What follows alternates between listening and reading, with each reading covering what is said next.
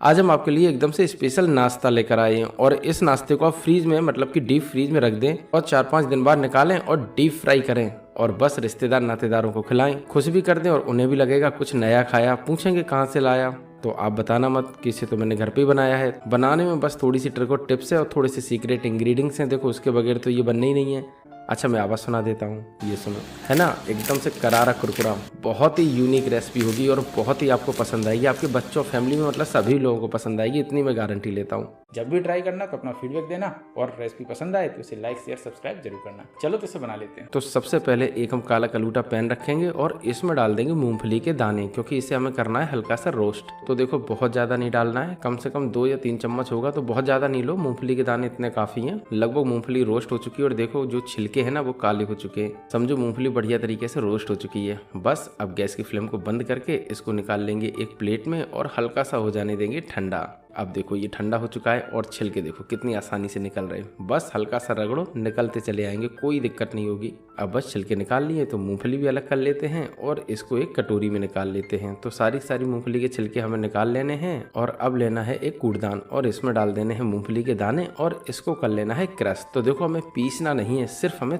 तोड़ना है छोटा छोटा। मूंगफली के दाने क्रश हो चुके हैं तो इसे निकाल लेते हैं एक प्लेट में और फिर से लेंगे कूड़दान। अब इसमें डाल देंगे काली मिर्च। बाय द वे इसे हमें क्रश कर लेना है जिससे कि इसका स्वाद बढ़े, पीसना नहीं है, ध्यान रखना है। अब काली मिर्च भी तोड़ ली है, देखो इस तरीके से तोड़नी थी। अब इसको भी रख देंगे एक साइड और लेंगे एक बड़ा सा बर्तन। अब इसमें डाल देंगे पोहा, अब इसमें डाल देंगे पानी और इसको एक बार साफ पानी से धुल लेंगे। अब इसको हमने धुल लिया है तो इसमें फिर से डाल देंगे पानी और 2-3 मिनट ऐसे ही छोड़ देंगे। लगभग 3 मिनट हो चुका है और पोहे भी अच्छी तरीके से फूल चुके हैं, तो बस इसका हमें पानी निकाल लेना है। तो निकाल लेते हैं एक छलनी में डाल के। अब इसको छोड़ देंगे ऐसे ही 2-3 मिनट के लिए। तो जब तक पानी निकल रहा है तब तक लेंगे 4 ब्रेड और इसको पानी में अच्छी तरीके से कर लेंगे डिप और इसका सारा पानी निचोड़ लेंगे। तो देखो ज्यादा देर इसे पानी में मत बना रहने दो, वरना जो ब्रेड है ना पानी में ही घुल जाएगी।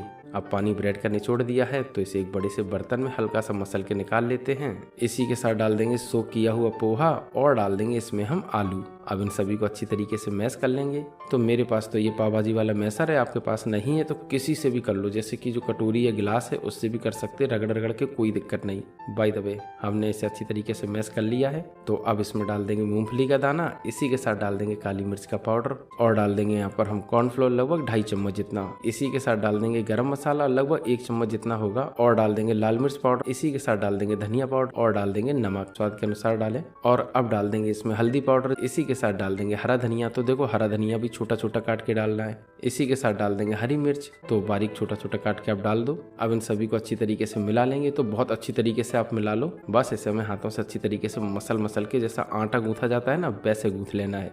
डो लगभग बन चुका है तो इसको यहीं पर छोड़ देंगे और थोड़ी सी तैयारी कर लेंगे। तो लेंगे यहाँ पर कॉर्नफ्लोर लगभग 3 टेबल स्पून जितना और उसी क्वांटिटी में लेंगे मैदा। तो देखो दोनों की क्वांटिटी आपको बराबर रखनी है। और अब डालेंगे इसमें थोड़ा सा नमक, इसी के साथ हल्दी, थोड़ा सा इसे मिलाएंगे। अब डालेंगे इसमें हम पानी और इसका एक सेमी थिक, यानी कि ना तो बहुत ज्यादा पतला घोल बनाना है और ना ही बहुत ज्यादा गाढ़ा।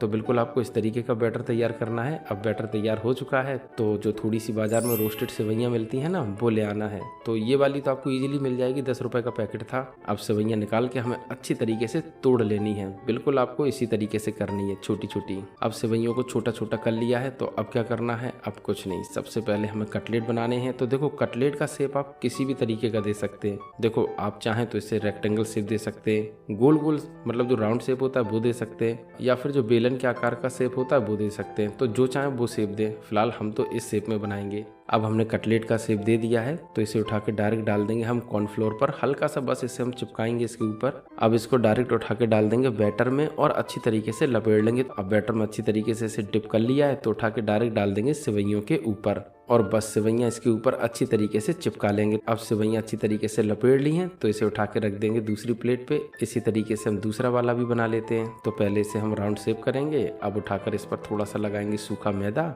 और अब इसे डायरेक्ट डाल देंगे बैटर में। इसी के साथ चिपका देंगे इसके ऊपर सेवइयां। तो बस सेवइयां चिपकाते समय ध्यान रखना है और कुछ भी नहीं।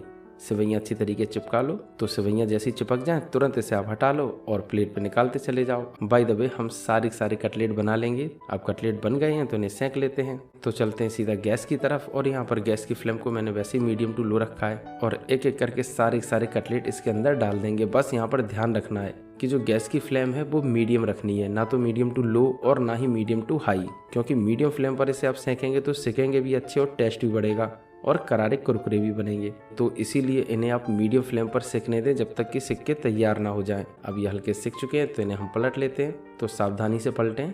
अब एक एक करके सारे कटलेट हम उलट पुलट करते हुए, बहुत ज़्यादा उलट पुलट करते हुए नहीं, लेकिन हल्के फुल्के एक दो बार चलाते हुए इन्हें सेंक लेंगे। सेंकने में कोई भी दिक्कत नहीं होगी, बस एक बार सेवइयाँ इसके ऊपर चिपक गई और थोड़ा सा सिक गई, उसके बाद एक भी सेवइयाँ नहीं छूटेगी, मेरी गारंटी है।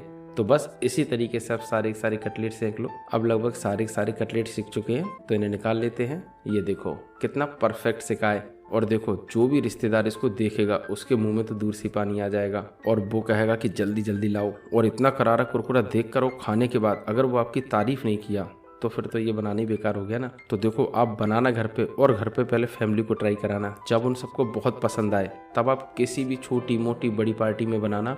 तो देखो मुझे तो पूरी उम्मीद है कि इतने करारे कुरकुरे नाश्ते को, वो भी 3 से 4 दिन फ्रीज में रखकर चलने वाले को, आप जरूर एक बार घर पे ट्राई करेंगे। देखो जब भी ट्राई करना तो फीडबैक देना कि ये करारा कुरकुरा नाश्ता कैसा बना। और रेसिपी पसंद आई हो तो देखो लाइक करना, शेयर करना, सब्सक्राइब करना। पैसे नहीं लगने तो कर लेना।